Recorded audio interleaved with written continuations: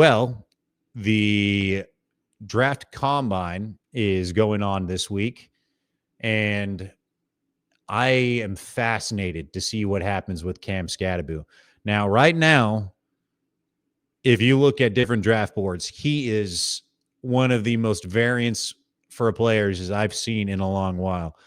Pro Football Focus has him as the third ranked running back on their board. They have him as the 50th prospect, which would put him right about late second round, somewhere around there. CBS Sports has him as the 15th running back, 1-5. They have 14 running backs in this draft that are ahead of him, and they have him going anywhere from the third round to undrafted. Cam Skattebo undrafted after what he did in the Peach Bowl, after the run that he had this year. They think there's a chance that nobody picks him. The thing is, they're not the only one that has that range for him too, which is wild that a guy could be somewhere between second round and undrafted. There are 200 picks, something like that, between those rounds, and they're saying that, I don't know, he's somewhere in between there. And that is the beautiful conundrum that is Cam Skattebo, and that's what everyone started saying after he had that incredible game there, where it's like you look at him and he does so much, and you got to find a way to put him on the field, but you're not sure where you're going to play him. But you're like, that guy's just a football player, and I got to find a way to get him out there, but I don't know what to do with him, but I got to find something to do with him. He's so good at so many different things, and I think he was one of the funnest guys in all of college football to watch play. He makes guys miss, and his size could still get downhill. But there's so much question still about him. He's a little bit older than a lot of prospects coming out after he spent so many years in college. He's 23 right now. That's a little bit on the older side, even for running backs, which is a position where you don't really see guys make a lot of second contracts or certainly not a third anymore. So here's the thing. He's going to get a chance.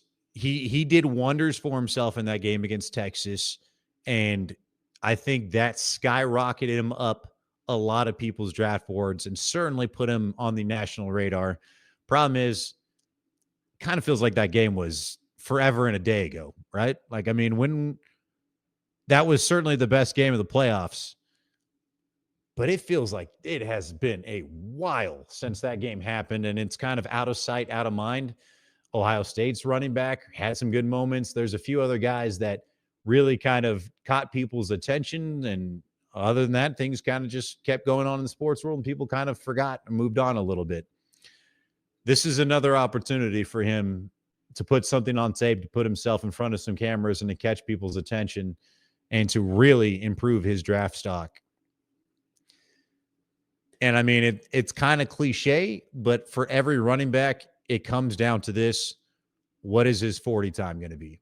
That is going to be massive, specifically for him. Now, if you look at Ashton Gentry's going to be fine. Like, that guy is explosive, fast. Everyone knows what you're getting with him. There's certain running backs where their size and their speed shows. The knock on Cam is that he's not that explosive, is that he's not that fast, that he just kind of makes people miss. He can break tackles, and then he gets downhill. So if he can go out there and put up a good 40 time, it is going to do wonders for him.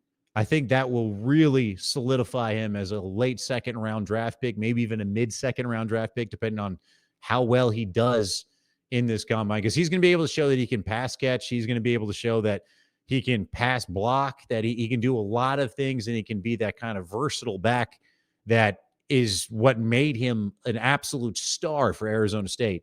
But the speed is going to be what everyone is going to be paying attention to. And if he puts a bad 40 time, you're going to see him drop bad on a lot of draft boards.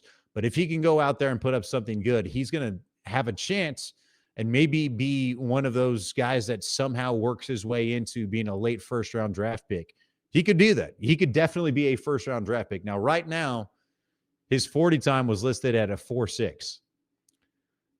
That's not great. It's not horrendous, but that's not great.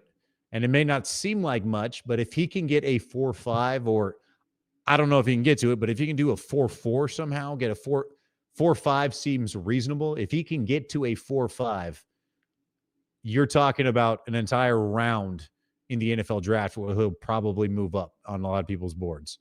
If he can show he can have a little bit of burst, a little bit of speed, it is going to do a lot for him for the opportunity of just moving up on people's draft boards and getting into a position where honestly I think he deserves to be, because I think he is in that second to third best running back in this draft. And I just think he needs to have one more couple opportunities to really showcase that.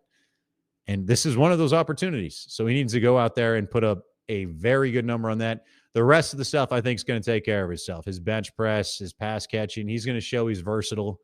It's just, can he show that he's got some explosion to him as well? That's what everybody is going to be paying attention to.